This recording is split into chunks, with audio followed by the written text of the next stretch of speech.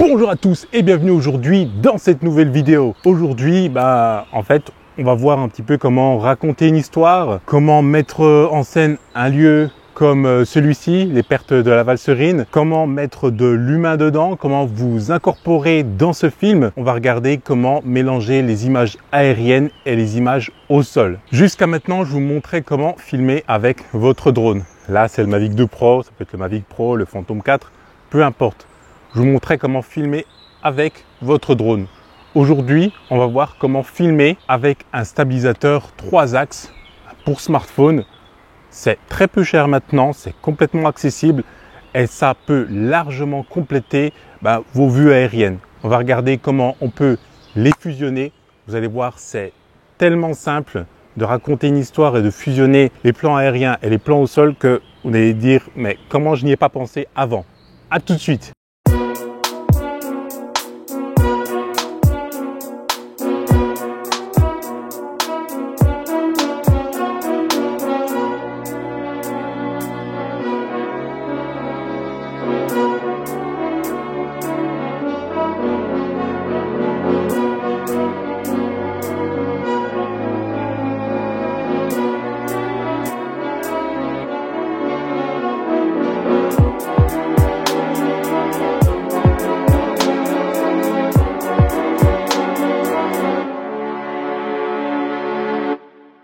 Pour les plans aériens, on a déjà vu ça avec une petite vidéo que j'ai faite et qui doit s'afficher par là normalement.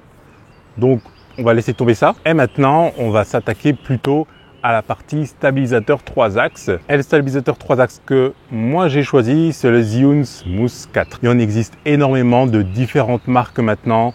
Il y a le DJI Osmo Mobile 2, il y a un stabilisateur de la marque Snopatec. Il y a aussi le Moza Mini Mi, le Moza Mini S. Vous en trouverez vraiment une pléthore. Je vous assure, allez sur Amazon, vous en trouverez énormément. Ça coûte pas bien cher, ça coûte moins de 100 € la plupart du temps. Et puis, vous utilisez votre téléphone. Là, pour l'occasion, c'est l'iPhone XR. Mais sinon, avec tous les autres téléphones Android et ainsi de suite, vous pouvez filmer en 4K et jusqu'à 60 images par seconde, ce qui vous permettra de faire des ralentis. Donc, ce qu'on va essayer de faire, c'est alterner les plans au sol et les plans avec le stabilisateur, et ça va être très simple. Moi, comment je procède? Alors là, ici, on est aux pertes des Valserine, donc j'ai commencé du haut et je finis par le bas, le barrage de métral juste par là. Ce qui se passe, c'est que j'ai alterné donc les vues au sol et les vues aériennes avec le drone. J'ai utilisé aussi l'Active Track, qui est très pratique pour se suivre et pour se filmer, et j'ai utilisé ça pour les vues donc devant moi, filmer aussi mes pieds de cette façon-là. Quand je marche, je vais les mettre au ralenti. Faire des plans comme ça sur le côté en marchant. Quand il y a les arbres qui font une barrière devant l'eau, par exemple. Voilà, ça fait un très bon effet. Et aussi, comme il est stabilisé, il a avec aussi un petit trépied comme la plupart des stabilisateurs. Vous le posez en fait devant, un peu plus loin. Et puis vous venez en marchant contre. Et après, vous le retournez.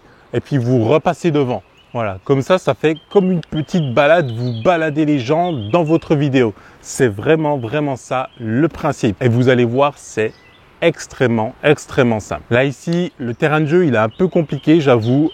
Attaquez-vous à un terrain de jeu assez simple, à un spot assez simple, parce que quand il faut alterner de l'un à l'autre, déplier le drone, replier le stabilisateur, et vous êtes sur un terrain accidenté, c'est vraiment pas simple, je vous assure. Donc, assurez-vous de vous mettre sur un terrain de jeu propice pour ça et vous allez voir que au final vous serez super content des images et que le montage va être hyper simple si vous suivez une logique pour raconter une histoire, pour enchaîner les plans. Donc là, je vais aller finir les derniers plans que j'ai à faire avec le drone.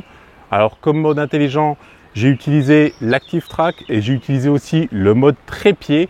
Parce que ici, il y a des arbres de part et d'autre et je préfère être en toute sécurité et éviter tous les accidents parce que c'est de la flotte. Donc aussi, on se met à 10 mètres de hauteur minimum au-dessus de l'eau parce que sinon les capteurs, ils vont pas détecter la surface de l'eau correctement. Et sinon, vous désactivez le système VPS, le système de vision qui se trouve en dessous du drone. Allez, on est parti pour aller filmer le reste. À tout de suite. Take off.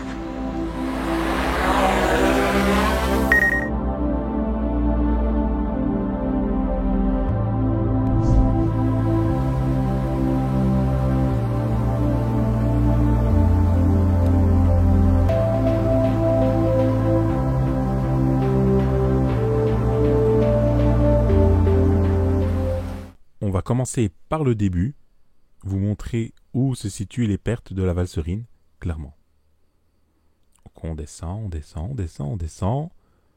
Et c'est par ici. Voilà. Donc on va dire qu'on passe vers le chemin de fer. Après, on passe dans ces espèces de gorges en fait que représentent les pertes de la Valserine. Voilà, comme je suis descendu, donc par tout ce trajet-là, là où on voit la Valserine, et je suis arrivé au barrage de Métral pour finir. Toutes les images que vous voyez là, elles ne sont pas encore étalonnées, hein, bien sûr. Là, j'ai décidé de me mettre au-dessus des arbres, la caméra à 90 degrés, donc vers le bas, et je survole la Valserine. J'ai un filtre ND16 PL polarisant pour pouvoir voir le fond de l'eau correctement. Donc j'ai fait ce vol sur une grande distance pour enchaîner ensuite sur un autre plan. J'enchaîne avec un autre plan, toujours avec le drone, et cette fois-ci avec l'Active Track. Comme vous voyez, je surveille quand même de temps en temps que le drone suit bien, sachant que il y a des arbres aussi qui sont au bord de la rivière, et plus on avance, plus on a d'arbres qui arrivent en obstacle. Donc il faut rester un minimum vigilant. Sur moi, j'ai quand même pas mal d'affaires. Je pense que j'ai pas loin de 10 kg de matériel et il fait pas mal chaud.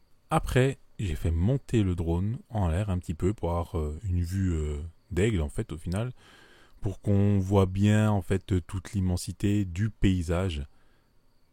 Et le drone suit très très bien avec l'Active Track. Je le surveille toujours. Là, je passe sous les branches, donc il me perd un petit peu, mais c'est pas grave parce que juste après, on va voir qu'il me rattrape. Donc c'est parfait. On continue toujours sur notre lancée. Là le drone il part en marche arrière. Parce que c'est plus original que d'aller en marche avant. Puisqu'on va beaucoup en marche avant quand même, hein, je trouve. Donc là je recule à fond. Le plus vite possible en tout cas. Avec le mode trépied. Et on voit tout le paysage. Là par exemple je pourrais appliquer l'effet vertigo. Là je me réajuste un petit peu pour passer juste au-dessus du tourbillon. Et là, on va couper juste quand on va arriver sur le tourbillon pour faire ça.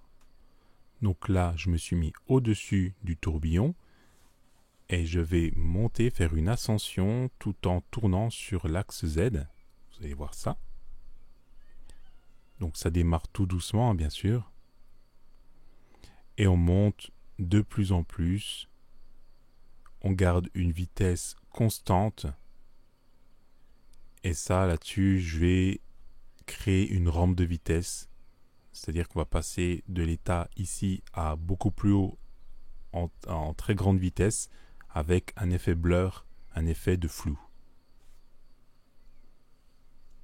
Et on reprend au même moment un peu plus haut et on continue à suivre le cours d'eau. Et vous allez voir que entre ça, je vais aussi intégrer des moments où on me voit passer à côté dans les pertes de la Valserine. Et ici, on me voit bien passer donc à côté de la rivière, à pied. J'ai posé le stabilisateur 3 axes par terre, pointé vers moi. Comme ça, voilà, je marche vers lui. Et après, je l'ai retourné dans ce plan.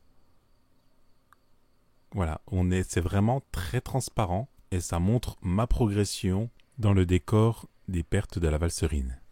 Ce plan-là, c'est encore moi, encore avec l'Active Track. Et là, je traverse juste le pont. J'ai mis pas mal de temps à faire ce plan-là, dans le sens où il y avait quand même pas mal de monde qui passait à ce moment-là. Et il faisait aussi super chaud. Comme vous voyez, je rencontre des gens sur mon passage. Mais rien de bien grave, parce que l'essentiel du plan est déjà OK. Si vous allez un jour aux pertes de la Valserine, je vous assure que vous allez voir exactement tout ça si vous suivez le trajet. Donc cette petite maison sans toit, sans rien, est bien là. Et je voulais aussi la mettre dans mon film en valeur parce que c'est vraiment très chouette. Ce plan-là, je l'ai pris assez long exprès pour pouvoir faire un accéléré pour bien montrer la progression et le paysage qui se dessine autour de moi. Avec le stabilisateur 3 axes et le téléphone, je filme le ciel puisque là on voit qu'il n'y a que des arbres. Ça donne un effet sympa aussi à la vidéo. et à la progression. Je veux donner plus qu'une vision tunnel de ce que j'ai vu, mais vraiment une vision d'ensemble de tout le paysage que j'ai traversé à ce moment-là. Et en arrivant au bout du chemin, on arrive vers le barrage de Métral, et là on a des très jolies cascades. Je les ai prises au drone directement. J'ai fait un petit enroulé autour, et après je repars tout droit vers ce barrage de Métral. Je peux pas aller très loin. Vous voyez, voilà, je fais des mouvements brusques, comme tout le monde, comme je vous dis. Je peux pas aller super loin parce que je ne sais pas si vous apercevez, mais il y a quand même des fils, des câbles électriques qui passent. Donc voilà, je devais vraiment faire très attention à ça. Et là, je baisse la caméra très doucement vers l'eau. Et j'avance pas super vite parce que clairement, je ne sais pas vraiment où sont les câbles et j'ai pas trop envie de les percuter. Voilà pour ça en tout cas.